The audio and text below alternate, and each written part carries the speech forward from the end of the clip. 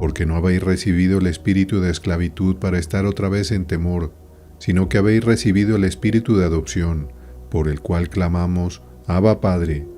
El Espíritu mismo da testimonio a nuestro espíritu de que somos hijos de Dios, y si hijos, también herederos, herederos de Dios y coherederos con Cristo, si es que padecemos juntamente con Él, para que juntamente con Él seamos glorificados.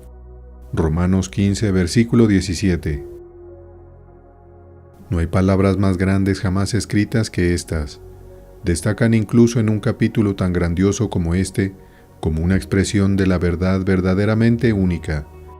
Es una de las declaraciones más magníficas que se encuentran en toda la expresión y amplitud de las Escrituras, y sin embargo, no hay nada más importante acerca de una afirmación como esta que comprender exactamente por qué el apóstol la hizo. El peligro con algunas de estas frases resonantes es que tendemos a contentarnos con las palabras o con alguna impresión general que nos producen. Las disfrutamos tanto que no comprendemos su significado y por lo tanto no hacemos nuestra la enseñanza que pretenden transmitir. Tomen esta declaración. ¿Por qué la hizo Pablo? ¿Cuál era el propósito?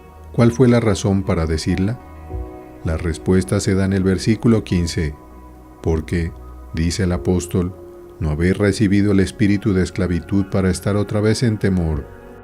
En otras palabras, esta declaración está relacionada con algo anterior y el apóstol tiene un objetivo muy definido al escribir estas palabras, y es que está ansioso por salvar a estos cristianos romanos de un espíritu de desaliento, de un espíritu de desánimo o depresión. Quizás ya estuvieran sufriendo de ello, pero aunque no lo estuvieran en ese momento, su intención es que nunca lo sufran, y su único objetivo es proveerles un antídoto contra esta depresión, este espíritu de esclavitud, este espíritu de derrota, este espíritu de desaliento que, como hemos visto, siempre amenaza en la vida cristiana. El apóstol no lanza una declaración magnífica como esta sin contexto alguno. No es simplemente una verdad maravillosa que se expresa repetidamente. Surge, como así invariablemente ocurre en los escritos de este gran apóstol, al tratar un problema muy práctico. Estas epístolas que tenemos en el Nuevo Testamento están llenas de doctrina y de teología, y sin embargo, sería incorrecto decir que la colección de epístolas del Nuevo Testamento es un libro de texto de teología. No lo es. Lo asombroso es esto, y es importante tenerlo en cuenta. Estas enseñanzas y doctrinas siempre se introducen con un propósito práctico, con el elemento pastoral en primer plano. Estas cartas son cartas pastorales, escritas principalmente porque el apóstol estaba interesado en ayudar a las personas a disfrutar y vivir efectivamente la fe cristiana que habían creído y aceptado. Es muy importante, por lo tanto, observar exactamente cómo llegó a hacer esta declaración en particular. ¿Cuál es la causa del desaliento en este caso? No es nada menos que el problema de vivir la vida cristiana, el problema, si se quiere, de tratar con el pecado. Pablo ha estado tratando ese problema desde el principio del capítulo 6 de esta poderosa epístola y todavía lo está tratando aquí. Estas personas a quienes él escribe se han convertido y han creído en el Señor Jesucristo, pero ahora enfrentan el problema de vivir esta nueva vida que han recibido en un mundo que es hostil y completamente opuesto a ellos. También deben vivirla frente a ciertas cosas que encuentran dentro de su propia naturaleza. Es una lucha, una batalla, hay pecado fuera y dentro, y aquí están estas personas ahora interesadas en seguir al Señor Jesucristo y vivir sus vidas como Él vivió la suya en este mundo. Ahora bien, muy a menudo, es cuando nos enfrentamos a esta pregunta y problema particular que el desaliento y la depresión tienden a aparecer. Ya hemos considerado muchos ejemplos de los diversos medios que el diablo, en su sutileza, utiliza para desanimarnos. Este nuevamente es un caso muy común, especialmente en el tipo de personas concienzudas que toman la fe cristiana muy en serio. El tipo de personas que nos dicen, ahora que me he convertido todo está bien, sino más bien, Esta es una vida grandiosa y gloriosa y debo vivirla. Estamos considerando aquí la peculiar tentación que viene a personas así. ¿Cuál es la esencia de este problema? Es que hay una falta de comprensión de ciertas verdades respecto a la vida cristiana, una falta de comprensión de lo que es posible para nosotros como cristianos. En última instancia, es una falta de entendimiento de la doctrina, o, si lo prefieren, es en última instancia, otra falta en el ámbito de la fe. Hemos visto varias cosas respecto a la fe. Hemos visto, por ejemplo, que debe ser una actividad. Muchas personas olvidan esto y tienen problemas porque no comprenden que deben aplicar su fe. Luego hemos visto que otros tienen problemas porque no ven que deben continuar y persistir en la aplicación de la fe, que no basta con empezar bien, sino que debemos proseguir y que no podemos relajarnos ni un momento. Pero aquí la dificultad parece ser la de no comprender que la fe debe ser apropiada. Aquí está la verdad ante nosotros, pero si no la hacemos nuestra, no nos ayudará. La falta de comprensión de esto es una de las cosas más notables del ser humano como resultado del pecado. Todos debemos haberlo notado. ¿No les ha pasado cuando han leído un pasaje de las Escrituras que han leído muchas veces antes y que pensaban conocer y de repente descubren que cobra vida y les habla de una manera que nunca lo había hecho antes? Todos debemos haber tenido este tipo de experiencia muchas veces. Qué fácil es leer las Escrituras y dar una especie de asentamiento nominal a la verdad, y sin embargo, nunca apropiarnos de lo que nos dice. Creo que es la esencia misma de este problema particular que estamos considerando ahora, porque siempre tiende a producir lo que el apóstol llama un espíritu de esclavitud. No habéis recibido el espíritu de esclavitud para estar otra vez en temor. ¿Qué quiere decir con este espíritu de esclavitud? Se refiere al peligro de tener un espíritu de siervo, una actitud y espíritu de siervo. La actitud de esclavo surge generalmente de la tendencia a convertir la vida cristiana y el vivir la vida cristiana en una nueva ley, en una ley superior. Pienso en personas que tienen muy claro su relación con la ley, los 10 mandamientos o la ley moral, como camino de salvación. Han visto claramente que Cristo los ha librado de eso y que solo Él podrá hacerlo. Saben que sus propios esfuerzos nunca les permitirán cumplir la ley. Ven que Cristo nos ha redimido de la maldición de la ley. Están muy claros en cuanto a su justificación.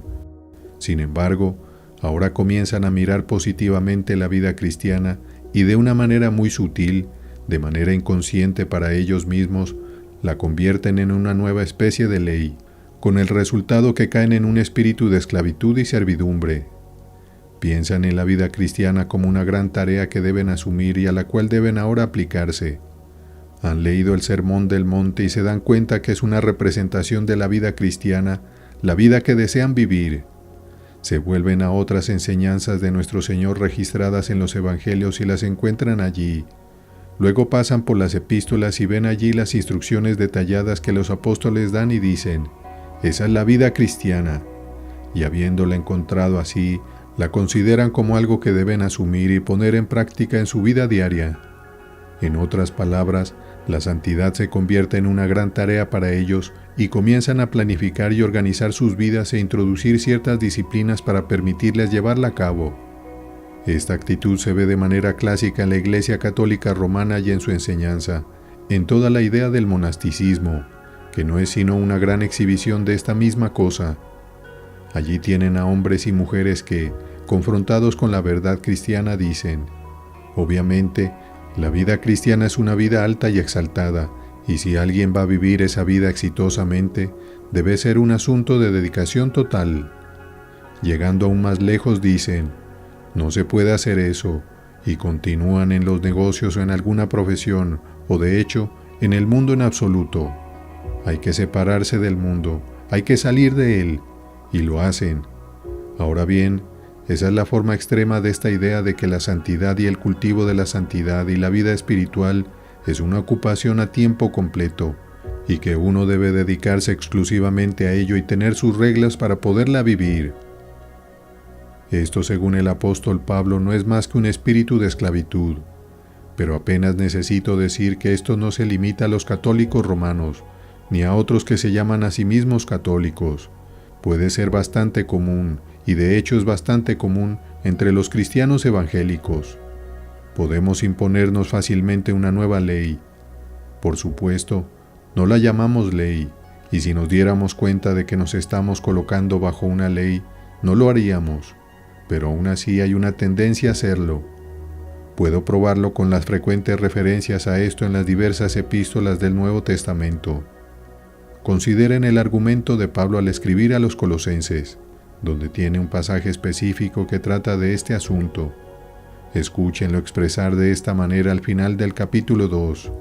Por tanto, nadie os juzga en comida o en bebida, o en cuanto a días de fiesta, luna nueva o días de reposo, todo lo cual es sombra de lo que ha de venir, pero el cuerpo es de Cristo. Nadie os prive de vuestro premio, afectando humildad y culto a los ángeles, entremetiéndose en lo que no ha visto, vanamente hinchado por su propia mente carnal, y no haciéndose de la cabeza, en virtud de quien todo el cuerpo, nutriéndose y uniéndose por las coyunturas y ligamentos, crece con el crecimiento que da Dios. Pues si habéis muerto con Cristo en cuanto a los rudimentos del mundo, ¿por qué, como si vivieses en el mundo, os sometéis a preceptos tales como no manejes, ni gustes, ni aun toques, en conformidad a mandamientos y doctrinas de hombres, cosas que todas se destruyen con el uso? Tales cosas tienen a la verdad cierta reputación de sabiduría en culto voluntario, en humildad y en duro trato del cuerpo, pero no tienen valor alguno contra los apetitos de la carne. Esto nos da una idea de lo que estaba ocurriendo en la iglesia primitiva. Una especie de monasticismo estaba surgiendo, de una manera sumamente insidiosa. Ya no está presente entre nosotros en esa forma particular, pero la tendencia, la tentación, sigue allí. Nuevamente, Pablo al escribir a Timoteo tiene que advertir contra exactamente la misma cosa. Escúchenlo en la primera epístola a Timoteo, capítulo 4. Pero el Espíritu dice claramente que en los postreros tiempos algunos apostatarán de la fe, escuchando espíritus engañadores y a doctrinas de demonios, por la hipocresía de mentirosos que, teniendo cauterizada la conciencia, prohibirán casarse y mandarán abstenerse de alimentos que Dios creó para que con acción de gracias participasen de ellos los creyentes y los que han conocido la verdad. Eso es algo, ciertamente, que sigue siendo bastante común. Recuerdo muy bien el caso de una dama cristiana evangélica que había dejado de comer carne. Ella creía que podía demostrar con claridad que un cristiano no debería comer carne porque el animal primero tenía que ser matado, y eso era una violación del espíritu de amor. Ahora bien, allí había una dama que se había impuesto una ley. ¿Cuál era su objetivo? Era, según ella, vivir verdaderamente la vida cristiana. Tomaba el cristianismo muy en serio. Era una cristiana evangélica. Estaba muy clara en cuanto a la justificación por la fe, pero inconscientemente estaba convirtiendo la vida cristiana y el vivir en una nueva ley que se había impuesto a sí misma. Ese pasaje que acabo de citar sobre los espíritus engañadores que prohíben casarse y prohíben comer ciertos alimentos debería bastar para mostrar lo que el apóstol quiere decir con este espíritu de esclavitud para estar otra vez en temor. Intentemos interpretar esto en términos de ciertas cosas que se ven en el país en la actualidad, esta tendencia de imponer nuevas leyes a las personas cristianas. Más adelante en esta serie espero poder regresar y tratar esto con más detalle. Pero aquí está en principio. Este espíritu de esclavitud siempre trae consigo a su paso un espíritu de temor, porque no nos ha dado Dios espíritu de cobardía, dice Pablo al escribir a los Gálatas, pero aquí lo expresa así: ¿no habéis recibido el espíritu de esclavitud para estar otra vez en temor? Entonces, ¿en qué sentido produce esto un espíritu de temor? En primer lugar, tiende a producir un temor equivocado de Dios. Hay un temor correcto de Dios y lo descuidamos e ignoramos bajo nuestro propio riesgo. Pero también hay un temor equivocado de Dios y ese es un temor cobarde, un temor que lleva en sí castigo. Estas personas, sugiero, tienden a desarrollar este tipo de temor equivocado. Consideran a Dios como un capataz. Lo ven como alguien que está constantemente vigilando para descubrir fallas e imperfecciones en ellos y castigarlos en consecuencia. Otros piensan en Dios solo como en un severo legislador en la distancia. Esto es muy evidente en esa tendencia católica a la que ya me he referido, pero es igualmente cierto en cada manifestación de este problema en particular. Dios como alguien lejano en la distancia y como el gran legislador únicamente. Pero no es solo un temor a Dios, también es un temor a la grandeza de la tarea. Habiendo delineado la tarea para ustedes mismos, ahora comienzan a temerla. Por eso piensan que solo pueden vivirse si uno se separa del mundo, y que una persona no puede estar en los negocios ni participar en alguna profesión y vivir la vida cristiana. Así se convierte en una especie de pavor y terror. Le tienen miedo. Esa es su actitud hacia la vida cristiana. No tienen alegría en ella porque la magnitud de la tarea es algo que les llena de un espíritu de temor, y están preocupados por ustedes mismos y por la posibilidad de vivir de esta vida tal como debe vivirse. Luego, otra forma en que se manifiesta este espíritu de temor es que tienden a temer, de manera incorrecta, el poder del diablo. Ahora tengo que matizar cada una de estas afirmaciones. Existe un temor correcto hacia el diablo. Encontrarán esto mencionado en la epístola de Judas, también en la segunda epístola de Pedro. Hay personas frívolas y espiritualmente ignorantes que hacen bromas sobre el diablo simplemente porque son completamente ignorantes de él y de su poder. Pero, por otro lado, no debemos someternos a un temor cobarde del diablo. Estas personas lo están porque son conscientes de su poder. Son personas espirituales. Esa es una tentación peculiar para algunos de los mejores, y ven este gran poder, el poder del diablo, puesto en su contra, y tienen miedo. Luego, también temen el pecado que está dentro de ustedes mismos. Pasan su tiempo condenándose y hablando sobre la negrura y oscuridad de sus propios corazones. Nuevamente, debemos mantener el equilibrio. El cristiano que no conoce su propia pecaminosidad y la negrura de su propio corazón es un mero niño en la fe cristiana. De hecho, a menos que tenga algún conocimiento de ello, cuestiono si realmente está en la fe cristiana. Claramente, según las Escrituras, las personas que no son conscientes del pecado que mora en ellos son o principiantes o de lo contrario, son no regenerados. Pero esto es muy diferente de tener este espíritu de temor, de estar en esta condición en la que simplemente viven una vida de despreciar placeres y vivir días laboriosos. Ahora, esto no es tan común hoy en día. Me siento tentado a decir, lamentablemente, que los cristianos modernos son demasiado saludables. Nuestro problema particular es que somos demasiado saludables y alegres.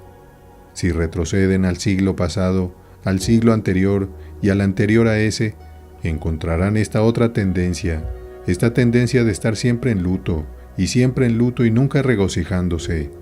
De hecho, algunos casi llegaron al punto de decir que si uno se regocijaba, había algo mal en él. Ahora, eso nuevamente es ser culpable de tener un espíritu de temor debido a una aguda conciencia de poder del pecado que mora dentro. En otras palabras, puedo resumirlo así: el espíritu de temor que resulta del espíritu de esclavitud en este tipo de cristiano es, en última instancia, un temor de sí mismos y un temor al fracaso. Dicen, he llegado a esta vida cristiana, sí, pero la pregunta es, ¿puedo vivirla? Es tan maravillosa, tan espléndida, tan elevada. ¿Cómo voy a vivir una vida así? ¿Cómo puedo esperar alcanzar tales alturas? Y con esta conciencia de su propia debilidad, de la grandeza de la tarea y del poder del diablo, entran en este espíritu de esclavitud y se sienten agobiados y turbados, preocupados y llenos de temores. Es a esas personas en esa condición a quienes el apóstol se dirige y les dice: ¿no habéis recibido el espíritu de esclavitud para estar otra vez en temor? Como diciendo, estaban en este espíritu de esclavitud y temor, pero han sido sacados de él. ¿Por qué regresar a él? ¿Cuál es el antídoto para esta condición? El apóstol da un esquema en esta magnífica declaración. ¿Cuál es la respuesta? Es que debemos comprender la verdad acerca de la doctrina del Espíritu Santo y la morada del Espíritu Santo en el cristiano. Ese es el mensaje, y eso, según el apóstol, se manifiesta de dos maneras. La primera es que al enfrentar esta tarea poderosa y gloriosa de negarse a sí mismo, tomar su cruz y seguir al Señor Jesucristo, Me doy cuenta de que debo andar por este mundo como Él anduvo. Al darme cuenta de que he nacido de nuevo y he sido formado por Dios conforme a la imagen de su amado Hijo, y al comenzar a preguntar, ¿quién soy yo para vivir así? ¿Cómo puedo esperar lograrlo? Aquí está la respuesta. La doctrina del Espíritu Santo, la verdad de que el Espíritu Santo mora dentro de nosotros. ¿Qué nos enseña? Primero, me recuerda el poder del Espíritu Santo que está dentro de mí. El apóstol ya ha dicho esto en el versículo 13, donde trata la cuestión de cómo dejar de vivir según la carne. Porque si vivís conforme a la carne, moriréis, mas si por el Espíritu hacéis morir las obras de la carne, viviréis. Aquí regresa esa misma enseñanza, porque no nos ha dado Dios espíritu de cobardía. Deben comprender que no están viviendo solos. Dice en efecto a estos romanos, han estado pensando en esta tarea como si tuvieran que vivir la gran vida cristiana ustedes solos, por sí mismos. Se dan cuenta de que están perdonados y pueden dar gracias a Dios porque sus pecados han sido borrados y lavados, pero parecen pensar que eso es todo y que están destinados a vivir la vida cristiana por su cuenta. Si piensan así, dice Pablo, no es sorprendente que estén en un espíritu de temor y esclavitud, porque todo sería totalmente desesperanzador. Significa que solo tienen una nueva ley que es infinitamente más difícil que la antigua, pero esa no es la posición, porque el Espíritu Santo mora en ustedes. En realidad, ha estado tratando con eso a lo largo de este 8º capítulo. Tomen lo que dice en el versículo 3, por ejemplo, porque lo que era imposible para la ley, por cuanto era débil por la carne, Dios, enviando a su Hijo en semejanza de carne de pecado y a causa del pecado, condenó al pecado en la carne. ¿Qué quiere decir con lo que era imposible para la ley, por cuanto era débil por la carne? Significa que la ley no podía salvar a nadie. La ley no podía capacitar a nadie para vivir la vida cristiana, debido a que la ley es débil a causa de la debilidad de mi carne. Lo que era imposible para la ley, por cuanto era débil por la carne. No hay carne en la ley. Obviamente no se puede hablar de la debilidad de la carne de la ley. Lo que quiere decir es que la ley fue dada, pero no se le pide al hombre en sí mismo que la guarde. La debilidad de la carne está en el hombre, no en la ley. La ley no es débil, es el hombre que debe cumplirla quien es débil. Escuché a un anciano predicador expresarlo muy bien. Nos dio una imagen de un hombre cavando en un jardín con una pala, y mientras continuaba cavando, el mango de la pala se rompía una y otra vez. Señaló que no había nada malo en la pala como tal. Estaba bien, pero el mango era demasiado débil. La pala en sí era fuerte y hecha de hierro. La falla estaba en el mango que era de madera, y por lo tanto débil. Esa es la imagen. Y no es igualmente cierto que si nos imponemos en esta vida cristiana una nueva ley que ustedes y yo debemos cumplir en nuestras propias fuerzas, ¿estamos condenados al fracaso? Pero no debemos hacer eso, porque ahora el Espíritu mora en nosotros. Vosotros no estáis en la carne, sino en el Espíritu. Observen cómo se desarrolla eso desde el versículo 5 hasta el versículo 14. La diferencia esencial entre el hombre natural y el cristiano es que este último tiene el Espíritu de Cristo en él. Cualquiera sea la experiencia que haya tenido una persona, si no tiene el Espíritu de Cristo, no es cristiano. Mas vosotros no vivís según la carne, sino según el Espíritu, si es que el Espíritu de Dios mora en vosotros. Y si alguno no tiene el Espíritu de Cristo, no es de él. Aquí él vuelve a ese mismo argumento. Dice, no necesitan estar en ese espíritu de esclavitud. ¿Por qué no? Porque el Espíritu Santo está en ustedes, y Él los capacitará y los fortalecerá. Pablo siempre repite ese mensaje. Escúchenlo de nuevo en Filipenses 2, versículo 13. Porque Dios es el que en vosotros produce así el querer como el hacer, por su buena voluntad. Ocupaos en vuestra salvación. ¿Cómo? Con temor y temblor. Hoy estamos demasiado saludables. Ocupaos en vuestra salvación con temor y temblor. Las personas no temen en el momento de la conversión ni temen después. No conocen el significado de temblar. Ocupaos en vuestra salvación con temor y temblor, porque Dios es el que en vosotros produce así el querer como el hacer, por su buena voluntad. Ese es el espíritu nuevamente. Esta es la forma de deshacerse del espíritu de esclavitud y de ese falso espíritu de temor. Debemos comprender que el Espíritu de Dios está en nosotros. Debemos mirar hacia Él, buscar su ayuda y confiar en Él. Eso no significa que debamos ser pasivos. Significa que creemos que mientras luchamos, Él nos fortalece. Ni siquiera nos habríamos molestado en esforzarnos si Él no nos hubiera impulsado a hacerlo. Él trabaja en nosotros y nosotros lo llevamos a cabo. Y a medida que comprendemos esto, la tarea no es imposible. Pablo en el pasaje paralelo en el 4º capítulo de Gálatas dice: Dios envió a vuestros corazones el Espíritu de su Hijo, el Espíritu de su propio Hijo. Comprendemos como cristianos que tenemos dentro de nosotros el Espíritu Santo mismo que estaba en el Hijo de Dios cuando estuvo aquí en la tierra. El Padre da el Espíritu, y es el mismo Espíritu que estaba en el Hijo el que nos es dado. El Espíritu que lo capacitó a Él nos capacitará a nosotros. Ese es su argumento. Permítame apresurarme hacia el segundo principio. La presencia del Espíritu Santo en nosotros nos recuerda nuestra relación con Dios. Esto es algo maravilloso. No habéis recibido el espíritu de esclavitud para estar otra vez en temor, sino que habéis recibido el espíritu de adopción, por el cual clamamos Abba Padre. La presencia del Espíritu Santo dentro de nosotros nos recuerda nuestra filiación. Sí, nuestra filiación adulta. No somos infantes. El término mismo significa que somos hijos adultos y hemos alcanzado la madurez. Somos hijos en el sentido más pleno y poseemos nuestras facultades. La clara comprensión de esto elimina el espíritu de esclavitud y el temor.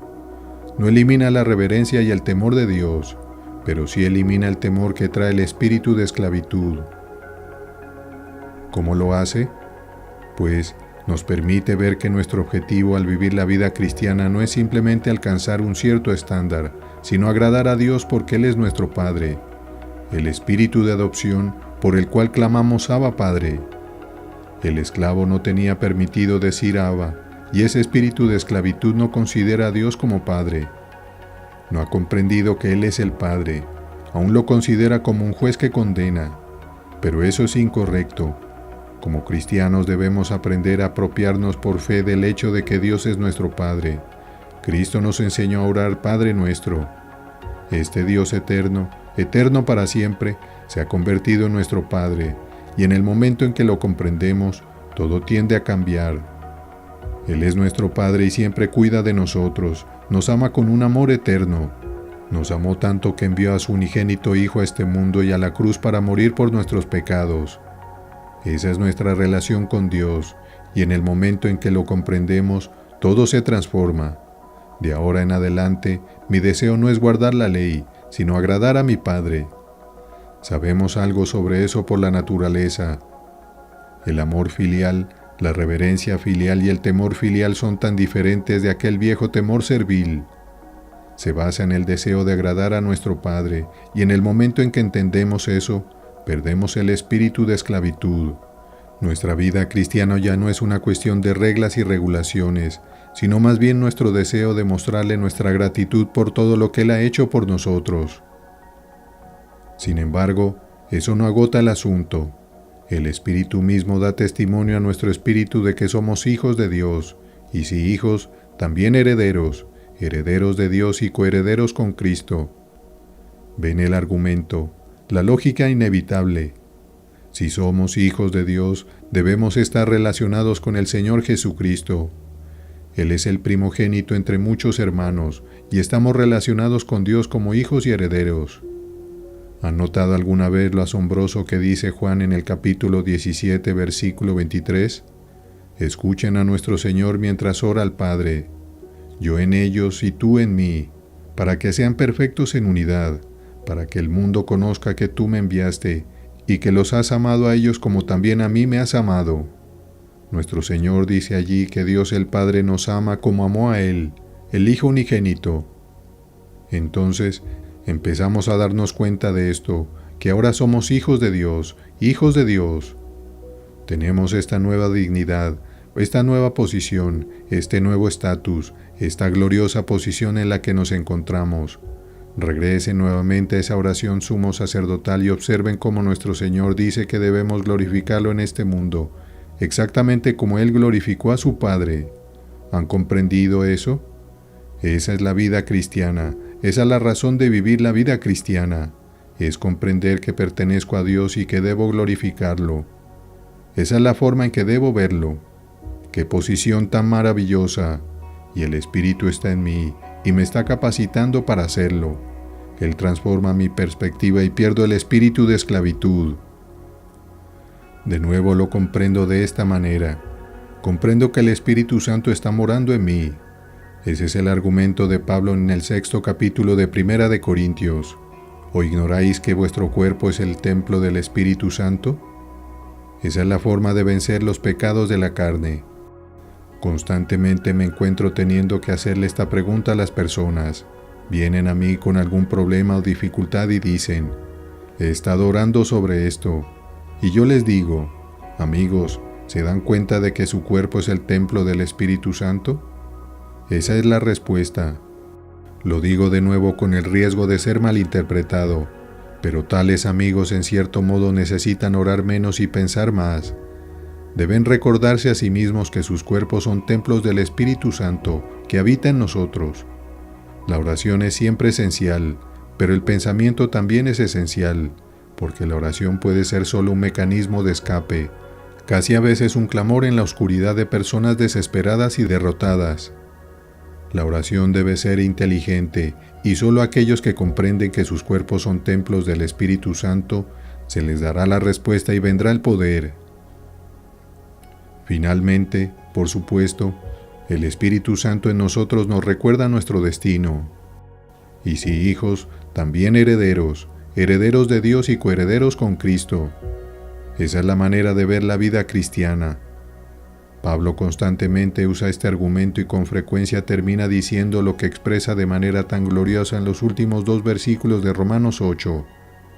El cristiano está absolutamente seguro de su destino. Está convencido más allá de toda duda de que ni la muerte ni la vida, ni ángeles ni principados ni potestades, ni lo presente ni lo porvenir, ni lo alto ni lo profundo, ni ninguna otra cosa creada nos podrá separar del amor de Dios, que es en Cristo Jesús Señor nuestro. No se trata de mantener un estándar, no se trata de esforzarse en vano por hacer algo, se trata de prepararse para el lugar al que se dirigen. La manera de deshacerse del espíritu de esclavitud y temor es saber que, si son hijos de Dios, están destinados al cielo y a la gloria, y que todas las cosas que ven dentro y fuera de ustedes no pueden impedir que ese plan se cumpla. Así que la vida cristiana es una cuestión de prepararse para eso. Esta es la victoria que vence al mundo, nuestra fe. ¿Fe en qué? Fe en nuestro destino final. O bien como lo expresa Juan en su primera epístola, capítulo 3, versículo 2. Amados, ahora somos hijos de Dios, y aún no se ha manifestado lo que hemos de ser, pero sabemos que cuando Él se manifieste, seremos semejantes a Él, porque le veremos tal como Él es. ¿A qué nos lleva eso? Nos lleva a lo que leemos en el versículo siguiente. Y todo aquel que tiene esta esperanza en Él, se purifica a sí mismo, así como Él es puro. Nada es tan eficaz para promover la santidad como comprender que somos herederos de Dios y coherederos con Cristo, que nuestro destino es cierto y seguro, y que nada puede impedirlo. Al darnos cuenta de esto, nos purificamos así como Él es puro, y sentimos que no hay tiempo que perder. Ese es el argumento del apóstol en estos 3 versículos y es todo práctico. Esa es la manera de vivir la vida cristiana. No la conviertan en una ley, sino comprendan que han recibido el Espíritu Santo. Luego desarrollen este tema. Su Padre los está cuidando.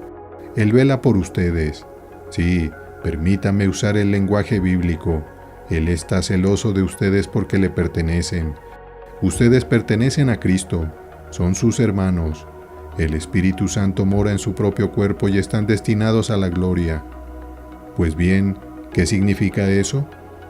Al contemplar tal destino digan, toma mi alma tu completa salvación, levántate sobre el pecado, el miedo y el cuidado, gozo al hallar en cada estación algo aún que hacer o soportar.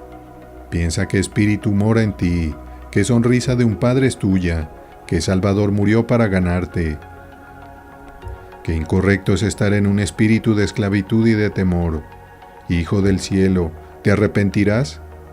Piensa que espíritu mora en ti, que sonrisa de un padre es tuya, que Salvador murió para ganarte. Hijo del cielo, ¿te arrepentirás?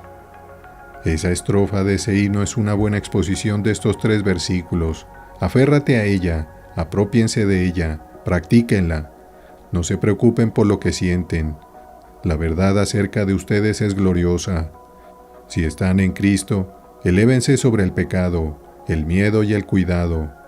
Tomen su completa salvación, triunfen y prevalezcan.